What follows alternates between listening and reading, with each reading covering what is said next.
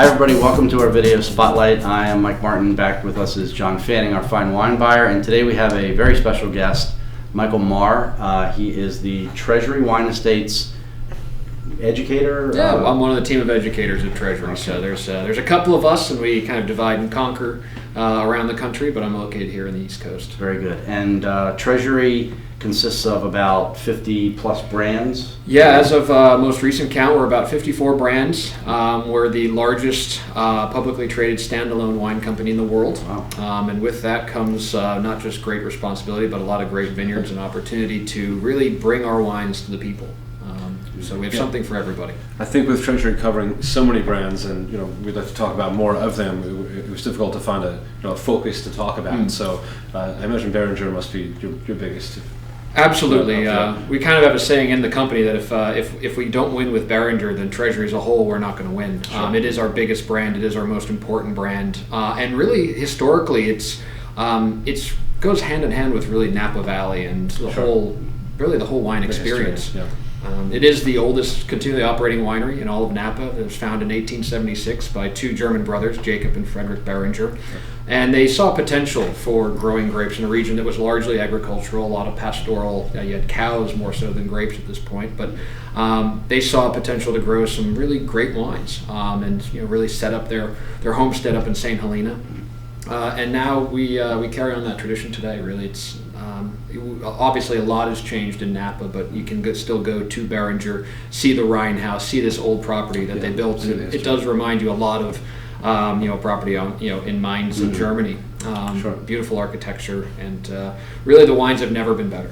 And not many winemakers over those years. No, we've had 7 total winemakers, That's and now we are in very good hands with Lori Hook, who's our 7th winemaker, and she learned under Ed Sabraja, who was there. He worked at Beringer for I think around 35 years, and he learned from Myron Nightingale, who took over and really kind of set Beringer on the modern path with Ed that really continues on today. Is that why the sweet wine is named?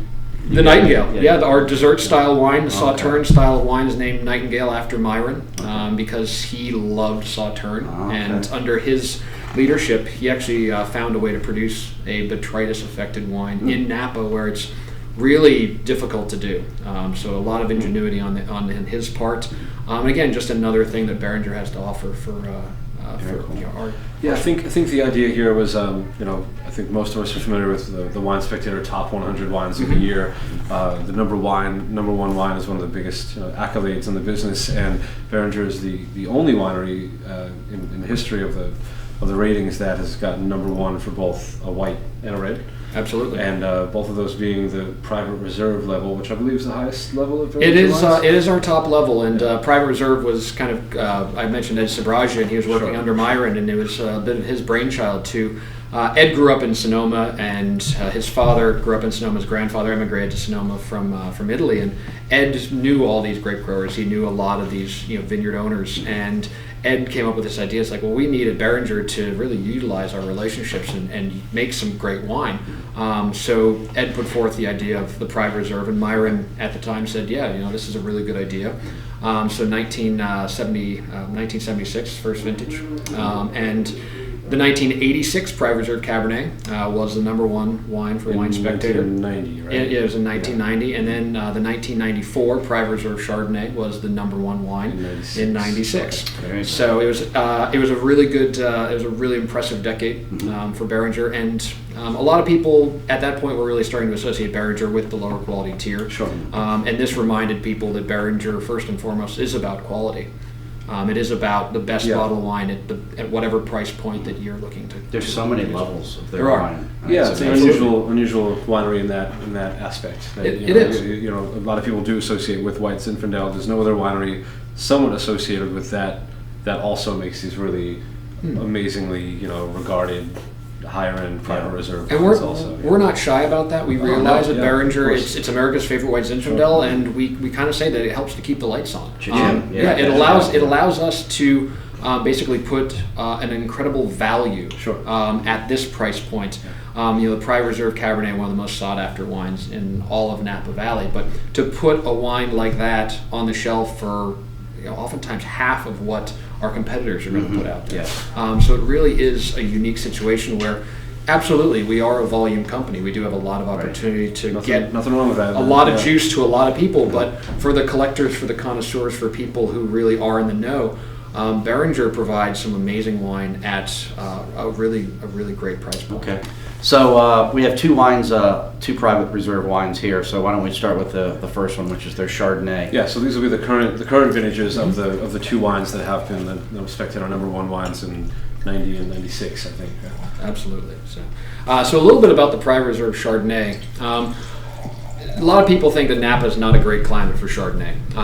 Everyone will say it's too warm. It's more Cabernet country, which by and large is pretty true. But we're getting our Chardonnay from a place called Gamble Ranch, which Beringer's worked with for a really long time. And the cool thing about Gamble Ranch is it's about 500 acres total. And it's not only planted to Chardonnay, but it gets a lot of cool influence. The fog creeps up valley a little bit, and this is really where the fog from San Pablo will stop. Okay. So we'll get some great ripeness out of the Chardonnay, really great structure.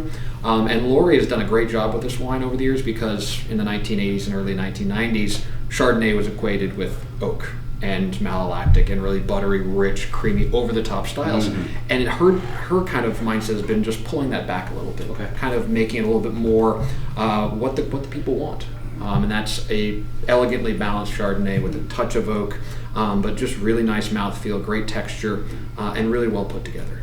And the price difference between these two wines is pretty huge. I mean, we sell this for $30. This is about $117. Mm-hmm. So even though to get one of the best Chardonnays out there, Yeah. and you look at I always try to say, look at the peer group. Everyone's put everyone's top wine out there, and this will compete and come in at half the price oftentimes. So it's a great bottle of wine. We've had some accounts, really high-end accounts, pour this by the glass because it's a great bottle of wine, and you realize when you put great wine in someone's glass, people are willing to spend a couple of dollars more just to make sure they're going to get a great experience. Right. Okay, so this is the 2009. So let's try it and see what we got going on here. I probably haven't tried this in a couple of vintages. The oak is definitely less than I remember. Still a fair amount of oak on there. I mean, it's got to be all new French. Yeah. Yeah, I mean it's French oak. It does see around 12 to 14 months. Yeah. But they've really backed off on the heaviness of the toast, so you're not getting as over the top oak. Woody. Yeah. It is really, French oak makes such a big difference. It's a little bit more elegant, a little bit more finesse driven. So it's kind of like building a house. You do need some wood in order for it to stand up. Yeah. But it's all about how you really what you hang on those walls. And Laurie has some amazing fruit coming out of Gamble Ranch. And again, if you have fruit like that, you really want to show it off and not mask it by really heavy oak treatment. So entirely, basically single vineyard for what it's worth. Essentially single vineyard. In the past we have worked with a couple of other vineyards, but we are moving towards Gamble Ranch being the only provider for Private Reserve because we just realized the Chardonnay is too good to get to kind of give up for anything else. Yeah, I think your point about I'm thinking about some real small boutique-y Napa shards that are going for $70 to $100 and basically going for the profile that you guys are hitting here. So it's got some. Yeah, I like it without all that oak. It's nice. Yeah.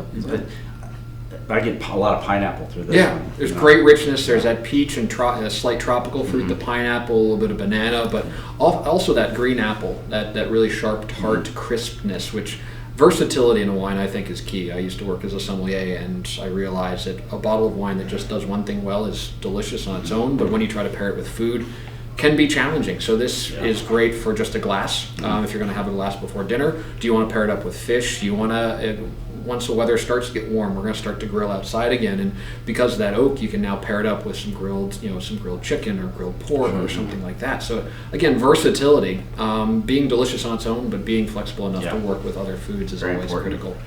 Okay, here's the big boy. This is the 2009 Private Reserve.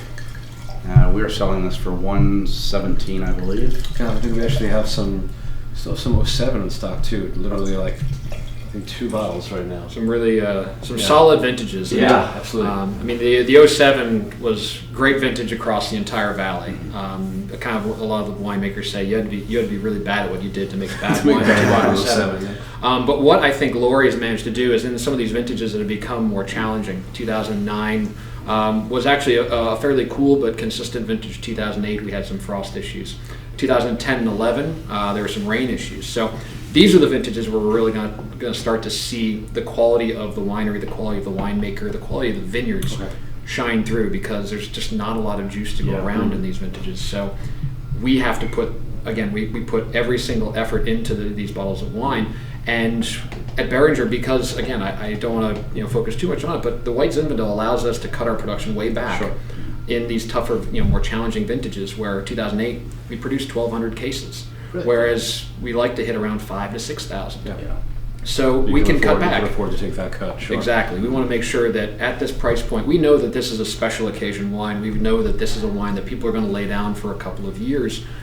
We don't want to cheat them at all. We want to make sure if they can afford it and it is something they want to commit to, then we want to commit to them back by making sure that every bottle is going to be what they expect. And most of this fruit comes from 7 different vineyards throughout Napa Valley. Beringer is actually one of the largest landholders of vineyards in all of Napa. We own it sounds not like a lot, but it's around 2,000 acres, about 4%. in Napa. In Napa, it's Probably pretty couldn't big. buy that now. Wouldn't know how deep your pockets were. Yeah, exactly. And a lot of these vineyards we've owned for decades, and the vineyards that we don't own, we've had long-standing relationships with these vineyard managers and these families. So places like Bancroft Ranch, places like Marston on Spring Mountain, Steinhauer and Rancho del Oso up on Howell Mountain, Lampuridae, which is a vineyard on Mount Veeder.